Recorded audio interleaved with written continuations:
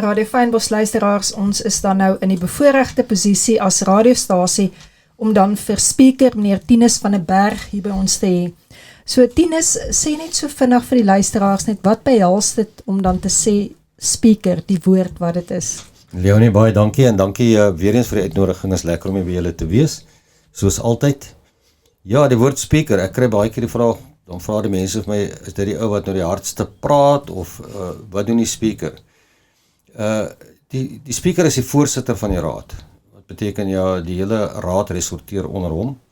Hy het 'n ander pligte ook by, soos die bywette van die munisipaliteit resorteer alles onder sy kantoor, as ook allerhande beleide, en dan elke welsyn, veiligheid, sekuriteit van raadslede resorteer onder die kantoor van die speaker. So hy het 'n redelike groot rol wat hy speel in die munisipaliteit. 'n Raadsvergadering en besluit in die munisipaliteit kan nie plaasvind sonder dat die speaker daar is as voorsitter nie. Daar kan ons dan 'n pluimpie gee vir u, meneer die speaker dan nou. En dan gesels ons bietjie vakansieseisoen. Nou die Desember vakansieseisoen is altyd 'n baie besige tyd vir munisipaliteit en veral op Stilbaai, waar ons 'n groot instroming van vakansiegangers het wat baie druk op die dorp se infrastruktuur plaas.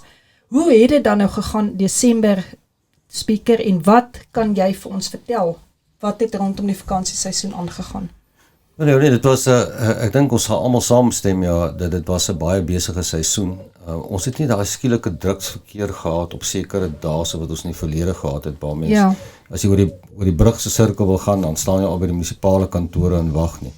So ons het nie daai vreeslike druk gehad nie, maar ons het 'n redelike lang seisoen gehad hierdie jaar, met heel wat mense wat ingekom het vroeër en wat later weg is, maar tog baie meer as wat ons in die verlede gehad het. En ek dink daai statistiek het die kamerastelsels van die gemeenskap het mooi gewys, ja, hoeveel voertuie het oor die brug beweeg in vergelyking met die vorige jare. Jy weet, as ons nou vat 189, amper 190.000 voertuie het ingekom in Stilbaai van die N2 se kant op by die brug. Ja.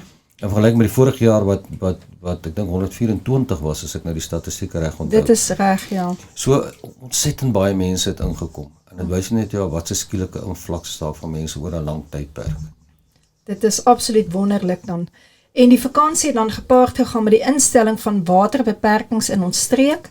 Hoe nodig is waterbeperkings tans en wat is die voorspelling rondom dit vir ons nabye toekoms? Ja, waterbeperkings, ons Afrika kontinent is eintlik 'n droë kontinent en veral Suid-Afrika as 'n land. Ja. So water oralste is maar 'n skaarste. Dis nie soos in ander lande waar jy sommer net water het wat uit die berge uitvloei by die hope nie. So as gevolg van dit maak enige reënval 'n verskil. Hier is een van die droogste tye wat ons in jare gehad het op die huidige stadium. So in die voorspelling is nie dat dit veel beter gaan na die winter tydperk toe nie. So ons het waterbeperkings ingestel in Eskom munisipaliteit omdat ons juist daai droogte begin ervaar het. Ander dele van Eskom se damme en ek dink daai statistiek kan mense ook sien, ons stuur dit gereeld uit. Ja. Is redelik laag as gevolg van die lae reënval wat ons kry. En Stilbaai fisies self ook, alhoewel ons ondergrondse water het, val daai watervlak tog maar. Ja. Ons kan dit duidelik sien. Dit is nie erg dat ons nou op die huidige stadium moet bekommerd wees op Stilbaai nie, maar hy het afgeneem en moes ons waterbeperkings instel om seker te maak dat ons water natuurlik op een of ander wyse bespaar, dat ons nie uit water uit hardloop nie. En natuurlik gedurende die vakansieseisoen word baie water gebruik. Weet, as jy vat, ons is 7000 inwoners, maar nog meer in Stilbaai. Ja. En as jy 189.000 voertuie het wat oor die brug beweeg, almal gebruik op 'n stadium water.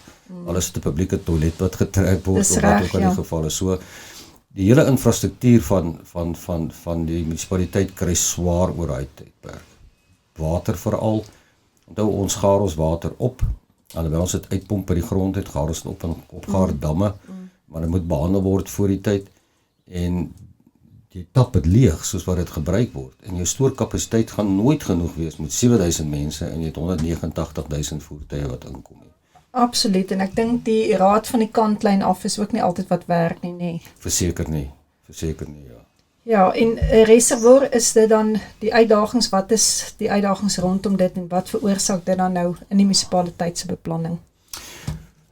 Ons 'n kort tydperk het wat ons 'n seisoen het waar so baie mense inkom. Want mense sal dink, ja, maar as ons dan stoorkapasiteit probleem het en die behandeling van water, hoekom bou ons nie net nog reservoirs nie? Nou wetgewing bepaal ja dat water mag net staan in 'n reservoir vir 42 uur. So as jy nou hierdie ekstra water wat uit die grond uit gepomp het in 'n reservoir in, Ja. en jy kan dit nie opgebruik nie, dan moet jy daai water laat uitloop.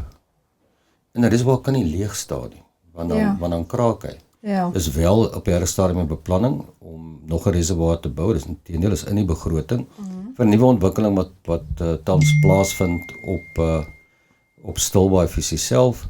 So ons gaan hy word eersdaags gaan hy gebou word met behulp van die nuwe ontwikkelaars in die area. So ons gaan nie 'n waterprobleem hê of 'n skaarste hê of uit water uit hardloop gedurende hierdie nie besige maande of nie vakansiemaande nie.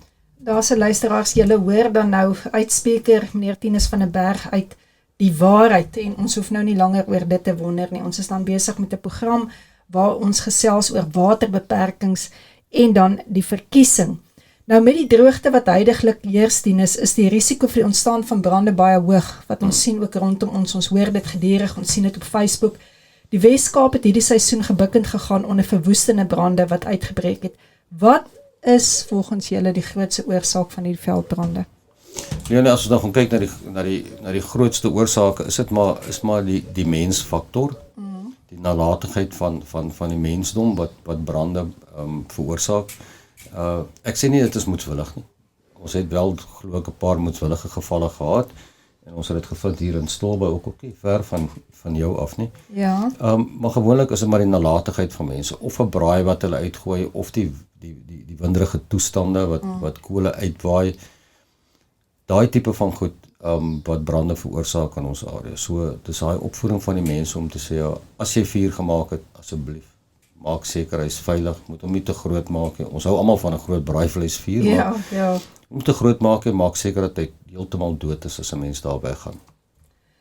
En dan 2026 is dan weer ons verkiesingsjaar. Hoe lyk die politieke atmosfeer in aanloop tot 2026 se verkiesing? Baie interessant, want die nuus gaan nou van nou af gaan die nuus vol verkiesing wees. So dit is ek wil amper vir die mense aanraai en ek wil vir hulle sê ja, hierdie is die tydperk wat 'n mens nie gaan en jy gaan luister na alles wat op die radio is rondom politiek, want dis die tyd wanneer almal klippe optel en mekaar gooi met klippe. In Hessequa is ons gelukkig in die sin van die mense weet wat ons op die stadium aan hulle voorsien as 'n munisipaliteit en as 'n politieke party. Ons kan dit sien met ons dienste, ons kan dit sien met die werksverskaffing wat ons gee aan mense op die stadium, met een van die laaste werkloosheidssyfers in die Wes-Kaap is in Hessequa. Ja. So mens moet nie luister wat op die nuus gesê word op die huidige stadium nie. Mens moet nie oordeel nie. Ek glo politiek is in twee gedeeltes. Jy die nasionale en jou provinsiale politiek en dan jou plaaslike politiek. Hierdie verkiesing gaan oor die plaaslike politiek. Ons het ontsaglike ondersteuning. Ek dink ons gaan ek is heeltemal seker ons gaan beter doen as in ons vorige termyn, want ons het baie meer ondersteuners by. So dit gaan goed gaan in Hessequa. Ons wil regtig die mense vra om in hierdie tydperk kalm te wees.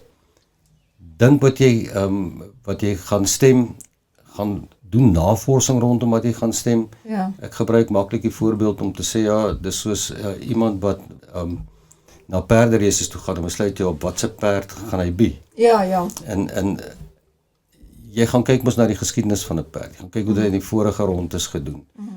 Voordat jy sommer net op 'n wilde vreemde perd wat 'n swak rekord het, jou geld gaan neersit. Politiek is presies dieselfde. Moenie net gaan om te gaan stem vir 'n nuwe politieke party nie. Gaan hulle trek rekord na. Ja. Goed of sleg, maak die saak en dan vergelyk jy en dan besluit jy wie gaan jou beleggings die beste beskerm. Ja, en ek dink dit is 'n baie groot besluit, nê, want waarvoor jy gestem het, moet jy ook voor staan. Natuurlik. Ons kan nie kla as ons nie stem nie. Verseker. Ons moet 'n keuse maak wat dit dan betref dan. Nou, wat is dan jou boodskap aan die kiesers van Stilbaai en van Jongensfontein so ter afsluiting van hierdie program? Leonie, ek wil weer eens, soos ek nou genoem het, wil ek vir die mense sê, ja, om te gaan stem dis nie 'n moeilike keuse nie, dit is 'n maklike keuse. Gaan kyk wie gaan jou belange die beste beskerm. So gaan kyk jy belê duisende en miljoene rande in eiendom in Stilbaai of in Essequa, waar jy ook al is. Gaan kyk wie gaan jou belange die beste beskerm. Gaan die track records na. Kyk die ander politieke partye en waar hulle regeer het. Wat is hulle track record? En gaan kyk dan die Demokratiese Alliansie, die DA se track record. En vergelyk die twee en besluit wat se een is die beste. Ja. Dis mos eintlik dood eenvoudig, want dis waar jou stem wil sit. Dit is absoluut so. Speaker Tinus van der Berg, baie dankie vir jou kosbare tyd. Ek het net gehoor daar die telefoon gaan die hele tyd af en dan sê jy dit, jy is besig en jy doen goeie werk. Baie dankie. Leonie, baie dankie ook vir die geleentheid en aan die luisteraars.